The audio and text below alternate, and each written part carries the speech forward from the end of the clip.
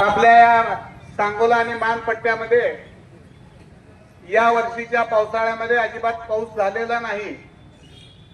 सबंध शेतकरी बळीराजा हवालदिल झालेला आहे। पिण्याच्या पाण्याचं, जनावरांच्या चाऱ्याचं मोठं संकट आपल्या तालुक्यावर उभारलेलं आहे। आणि अशा परिस्थितीमध्ये कृष्णा, कोयना वरच्या सगळ्या नद्या या अतिवृष्टीमुळे मोठ्या प्रमाणावर वाहू लागलेले आहेत। अशा परिस्थितीमध्ये हे वाहून जाणारं पाणी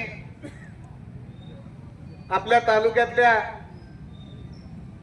सध्या दुष्काळग्रस्त असलेल्या भागाला तातडीनं म्हैसाळ, टेंबू आणि निरा उजवा कालवा याच्या माध्यमातून मिळण्यासाठी सांगोला तालुक्यातल्या आम जनतेच्या वतीनं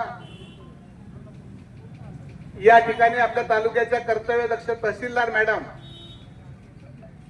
देण्यासाठी या ठिकाणी आम्ही आज या ठिकाणी उपस्थित आहोत।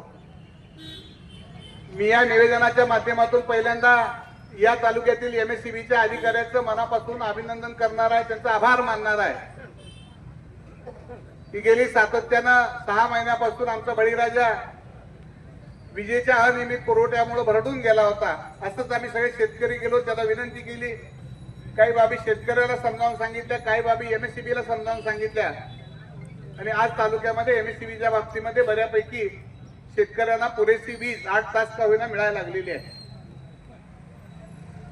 राज्य सरकारच्या पाटबंधारे खात्याच्या मंत्र्यांना मी परवा मुंबईला भेटून सांगितलं होतं की हे पुराचं पाणी आमच्या सांगोला तालुक्यातल्या दुष्काळग्रस्त भागातल्या जनतेला देण्याची व्यवस्था आपण या 3 योजनांच्या माध्यमातून करावी। त्यांनी तातडीनं खाली संदेश दिला आणि हे पाणी म्हैसाळ, टेंबू आणि निरा या उजवा कालव्यातून सुरू झालेलं आहे।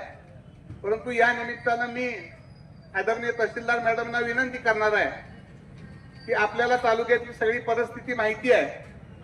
आज कोळा भागामध्ये आपण गेल्यानंतर जुजारपूर असेल, खाली पाचेगाव असेल, मानेगाव, निजामपूर, हनुमंतगाव या सगळ्या परिसरामध्ये पिण्याला, जनावरांच्या पाण्यासाठी, माणसाच्या पिण्याचं पाणी हे सगळे स्तोत्र आटलेले आहेत। म्हैसाळचं मिळणारं पाणी आहे गिरडी भागाला, पारळ, डिक्सळ, नैरा, हंगिरगा, खाली पेडशिंगी, आलेगाव पर्यंत।